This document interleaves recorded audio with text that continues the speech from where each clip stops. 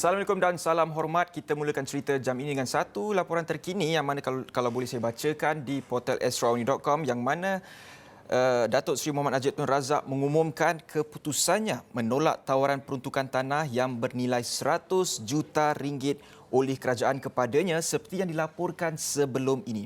Dan menurut beliau, tindakan tersebut diambil selepas isu peruntukan berkenaan dijadikan modal politik oleh pembangkang dalam kempen pilihan raya negeri Melaka. Dan katanya jika rakyat tidak selesa, saya sudah mohon kediaman seperti dibenarkan Akta Kerajaan, saya boleh tarik permohonan pada tahun 2018 itu, kata ahli Parlimen pekan ini. Dan permohonan ini adalah berdasarkan Akta Saraan bekas Perdana Menteri 1980 yang mana akta tersebut telah diubah suai diperbaiki pada tahun 2013, kata beliau. Dan kata beliau lagi, meskipun peruntukan itu belum diluluskan, namun tegasnya tindakan menolak itu dibuat kerana menyedari keadaan yang dihadapi rakyat selepas pandemik COVID-19 dan oleh itu beliau membuat keputusan untuk menolak tawaran tersebut walaupun secara prinsipnya ia berdasarkan kelayakan semua bekas Perdana Menteri. Dan jelas beliau turut menyedari dan memahami ketika rakyat berdepan saat suka ini keutamaan negara adalah kepada rakyat. Dan dalam masa sama memetik kepada laporan ini, Najib turut mencadangkan kepada Perdana Menteri Datuk Seri Ismail Sabri Yaakob agar meneliti semula peruntukan terbabit. Dan memandangkan isu ini telah cetuskan suasana tidak selesa, beliau cadangkan kepada Perdana Menteri untuk melihat semua peruntukan kelayakan ini. Dan jika perlu menarik semula peruntukan tersebut, semua bekas Perdana Menteri termasuklah selepas beliau dan bagi bekas Perdana Menteri yang telah terima, tidak perlu kerajaan tarik balik peruntukan berkenaan. Dan ini adalah laporan yang kami telah muat naik di platform astroawani.com.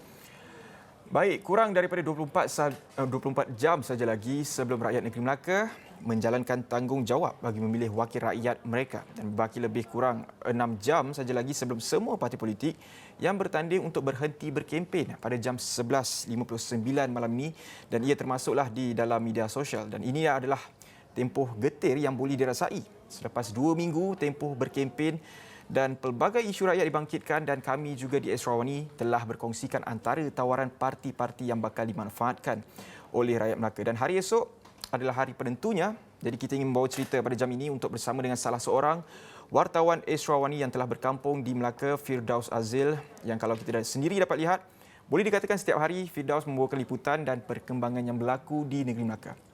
Jadi Firdaus, mungkin boleh dikongsikan bagaimana agaknya kehangatan PRN Melaka ketika ini atau boleh dikatakan dalam pecutan terakhir ini. Kerana kalau dalam acara larian 4x100 meter itu, debaran dia semakin terasa sewaktu semua yang bertanding itu hampir tiba di garisan penamat. Jadi apa yang Firdaus lihat dalam tempoh-tempoh last minute ini, Firdaus? Okey, baik, terima kasih Faris. Seperti yang sedia maklum, ini merupakan hari terakhir untuk tempoh berkempen bagi pilihan raya negeri Melaka di mana sejak pagi tadi sehingga ke ketika ini pelbagai sidang-sidang media telah diadakan. Sebagai contoh, mungkin saya boleh ceritakan sikit pada pagi tadi di mana saya ditugaskan untuk mengikuti sidang akbar daripada Setiausaha Agong DAP Lim Guang Eng yang beliau telah mengutarakan pelbagai perkara antaranya seperti yang baru yang berkenaan dengan apa yang Faris bacakan ataupun laporkan sebentar tadi tentang isu ataupun polemik rumah 100 ataupun aset bernilai 100 juta ringgit berkait dengan bekas Perdana Menteri Datuk Seri Najib Tun Razak yang mana kita tahu Datuk Seri Najib Tun Razak antara figura penting yang terlibat secara langsung dalam menggerakkan jentera Barisan Nasional untuk PRN Melaka ini dan antara yang lainnya termasuklah rakan-rakan saya syuhada sebagai contoh. Kita tahu sebelum ini kita sudah maklum di mana kita sendiri telah melaporkan bahawa Perikatan Nasional adalah parti yang paling last sekali untuk mengumumkan siapa calon ketua menteri mereka yang akhirnya mereka mencalonkan wakil ataupun calon untuk kerusi Tanjung Bidara iaitu Datuk Mas Amiati Samsudin yang juga merupakan ahli Parlimen Majlis Tanah yang mana kerusi Tanjung Bidara itu adalah tumpuan kita juga kerana ia melibatkan pertembungan antara dua figura yang cukup dikenali bukan sahaja di Melaka ini malah di peringkat nasional iaitu Datuk Mas Amianti serta speaker untuk Dewan Undangan Melaka sebelum ini iaitu pengerusi Badan Perhubungan Negeri UMNO Negeri Melaka iaitu Datuk Abdul Rauf yang mana dua ini yang menjadi tumpuan. Jadi perkara-perkara inilah yang mewarnai hari-hari terakhir dan kita juga merasakan semakin ramai figura-figura penting. Sebagai contoh, saya berada di salah satu bilik gerakan utama di di Teluk Emas ini, di mana saya mengikuti pergerakan mereka. Rakan-rakan tugas saya juga berada di serata tempat di Melaka untuk mengikuti bagaimana mereka melakukan kerja-kerja terakhir. Tetapi yang boleh kita katakan ialah walaupun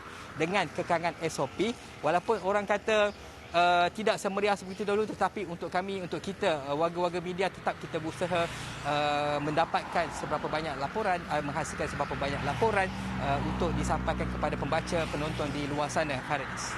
Firdaus, bahang politik di Melaka itu sememangnya sudah lama kita dapat rasakan, dan esok adalah hari penentu yang mana seramai 476,000 orang pengundi bakal menunaikan tanggungjawab mereka di 28 kursi DUN yang dipertandingkan, yang mana seawal jam 8 pagi mereka akan keluar mengundi, dan persediaan kali ini semestinya lebih rapi.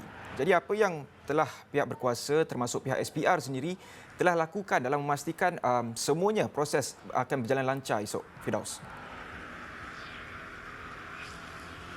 Okey, pertama sekali bercakap mengenai SPR ataupun polis, kita tahu bahawa kali ini ialah kempen untuk pilihan raya negeri Melaka kali ini perlu mengikuti SOP yang cukup ketat, tetapi kita juga dapat melihat pelbagai antara insiden-insiden yang hingga menimbulkan rasa tidak puas hati di kalangan parti politik. Boleh kata semua parti politik rasa tak puas hatilah pasal SOP ini, kerana ini mengekang jentera mereka untuk mencari sokongan dan sebagainya. Kerana kita tahu hari-hari pada pilihan raya sebelum-sebelum ini, di mana belum ada lagi COVID-19, di mana belum ada lagi SOP-SOP yang ketat sebegini, mereka amat memerlukan kerja seperti walkabout, berjalan dari rumah ke rumah, membuat ceramah. Yang paling penting ialah ceramah, kerana beberapa parti politik menggunakan ceramah itu untuk mengukur tahap sokongan mana yang mereka ada ketika itu sebagai contoh. Jadi bercakap mengenai esok, dan kita juga telah mendapat kenyataan daripada SPR tentang apakah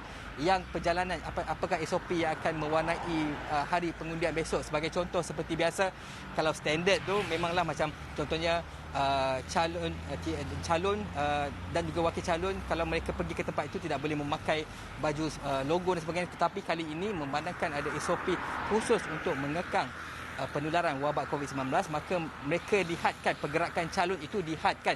Boleh datang melawat ke pusat-pusat daerah mengundi, tetapi perlu dihadkan, dan juga seperti biasalah, seperti yang apa saya pakai sekarang ni, mask, sanitasi tangan. Kalau nak masuk situ pun perlu ada beberapa kemah yang akan melakukan saringan dan sebagainya. Dan juga itulah yang kita jangkakan semalam. Tetapi bagaimanapun, saya, rakan tugas Syuhada dan juga Faris serta Haji Nazri Kahar, kita tetap akan bergerak seperti biasa. Kita akan memastikan kita berada di lokasi-lokasi yang tepat ataupun kursi-kursi panas untuk kita membawa laporan secara langsung dari on the ground. Faris.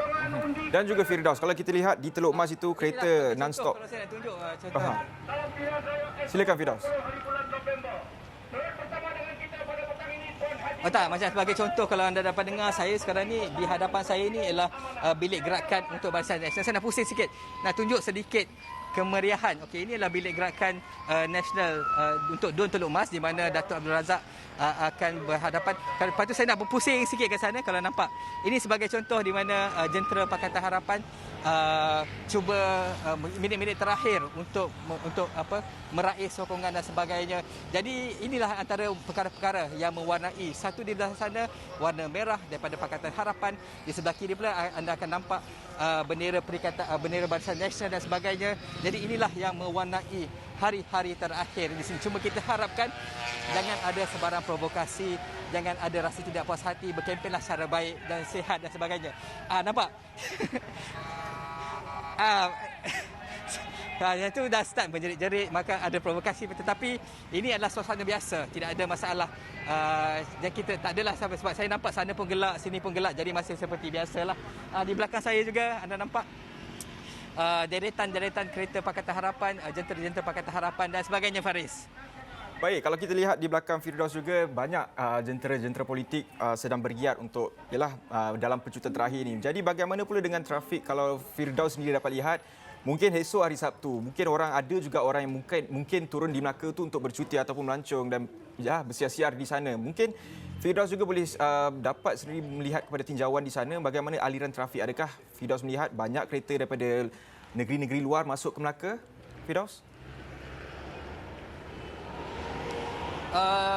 Kita menjangkakan aliran trafik akan bertambah, kerana seperti selain daripada orang-orang luar yang memasuki Melaka, juga kita dapat lihat contohnya kenderaan-kenderaan sini, mereka ini adalah merupakan antar jentera, jadi boleh nampak nombor plate mereka pun nombor kereta luar. Jadi ini yang kita jangkakan akan mengakibatkan kemungkinan sedikit kesesakan. Tambahan pula Melaka ini merupakan negeri yang cukup terkenal, kekuatannya adalah sektor pelancongan. Jadi ramai datang luar ke Melaka untuk melancong dan sebagainya.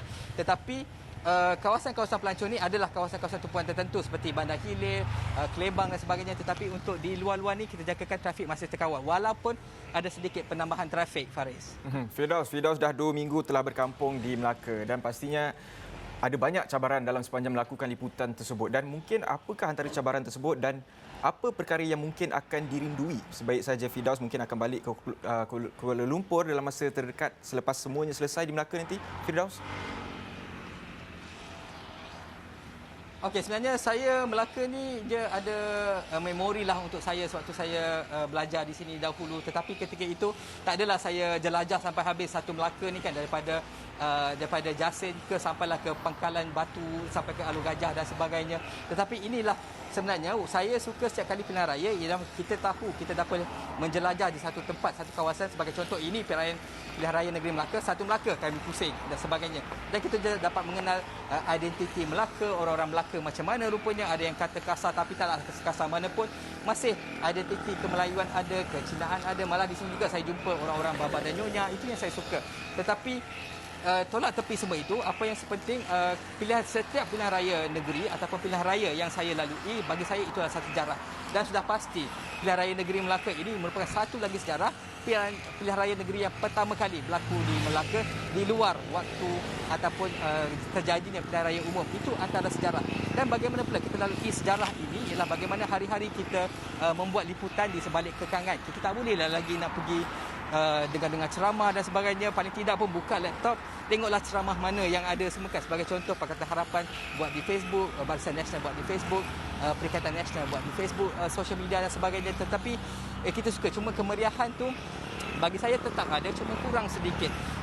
Tapi macam mana pun tetap saya gembira, saya terima kasih kerana diberi peluang. Inilah yang akan saya bawa. Pengalaman inilah yang tidak boleh dibeli di mana-mana. Selepas ini mungkinlah ada pilihan raya negeri lain ataupun pilihan raya umum, mungkin kita tak tahu. Tetapi dengan kita berada di sini, maka inilah yang menambahkan lagi pengalaman-pengalaman kita sewaktu bertugas, Faris.